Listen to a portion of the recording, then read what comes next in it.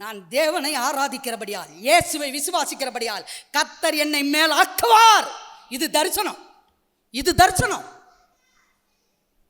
அடுத்து பாருங்க, எப்படியாவது சுகமாகணும். அந்த டாக்டர்கிட்ட ஓடு, இந்த டாக்டர்கிட்ட ஓடு, தப்பா புரிஞ்சுக்க கூடாது. டாக்டர்கிட்ட போறது தப்பா ரைட்டா? கேள்வியை கேட்டுருவோம், பதிலையும் சொல்லிடுவோம். டாக்டர்கிட்ட போறது தப்பா ரைட்டா? நிறைய பேர் சொல்லலையே. பாஸ்டமா போகக்கூடாதுன்னு பேசுறாங்களோ அப்படின்னா நம்ம சர்ச்சிலே ஒரு சகோதரி கோச்சுக்கிடுவாங்க.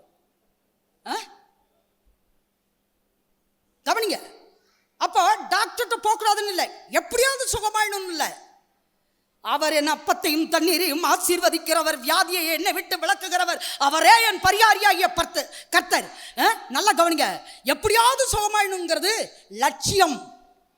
அவர் என் அப்பத்தையும் தண்ணீரை ஆசீர்வதிப்பார், வியாதியை என்னிலிருந்து விளக்குவார், அவரே என் பரிகாரியாகிய கர்த்தர். இது தரிசனம், இது தரிசனம்.